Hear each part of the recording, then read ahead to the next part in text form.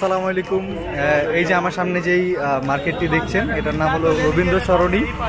এটা আপনার জাকারিয়া স্ট্রিট থেকে শুরু হয়েছে।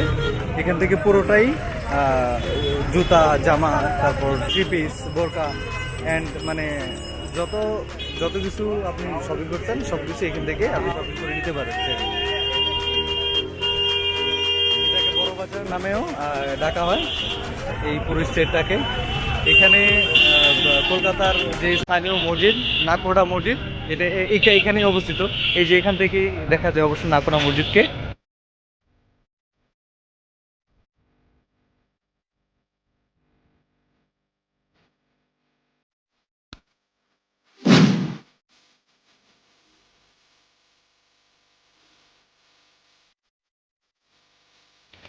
আসসালামু আলাইকুম। আমি আমির হোসেন শাওন। আজকে আপনাদেরকে নিয়ে যাব হাওড়া ব্রিজে।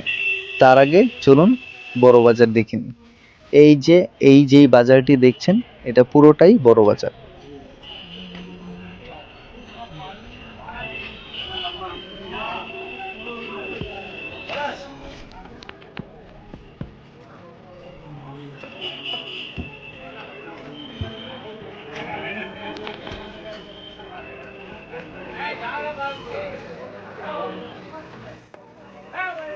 এখানে আপনারা মেয়েদের থ্রি পিস থেকে শুরু করে জামা, প্যান্ট, জুতো সবকিছুই পেয়ে যাবেন পাইকারি দামে।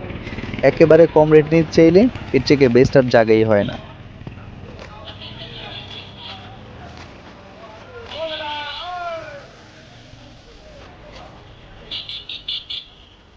এই রাস্তাটি দেখছেন, এটার দুপাশেই রয়েছে বিভিন্ন শপিং কমপ্লেক্স।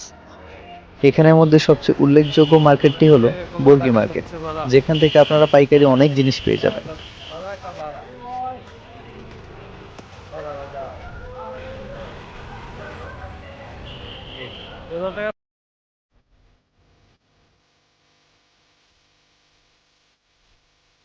এটাই হলো কলকাতার ব্যস্ততম শহর।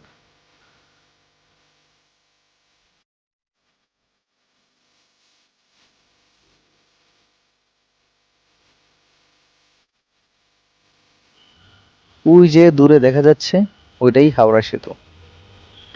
অনেক শুনেছি হাওড়া সেতুর কথা, আজকে নিজের চোখে দেখলাম। অবশ্যই খুব ভালো লেগেছে।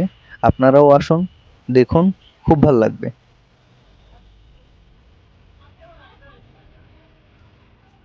কলকাতা, কলকাতা নামটি শুনলেই সবার এই হাওড়া ব্রিজের কথা মনে আসে।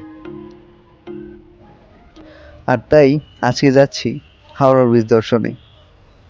আদি কলকাতার স্বাদ পেতে গেলে অবশ্যই আপনাকে কলকাতার হাওড়া ব্রিজে আসতেই হবে।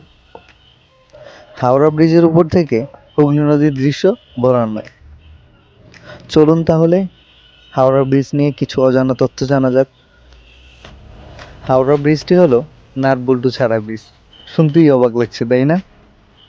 হাওড়া ব্রিজের মতো সুবিশাল ব্রিজটি তৈরি করতে একটিও নাট বল্টু লাগাতে হয়নি।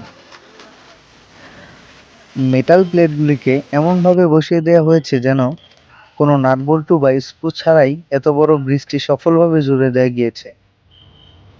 হাওড়া ব্রিজের ছবি ভালো করে দেখলে দেখবেন কোনো পিলার বা স্তম্ভ ছাড়াই ব্রিজটি দাঁড়িয়ে রয়েছে।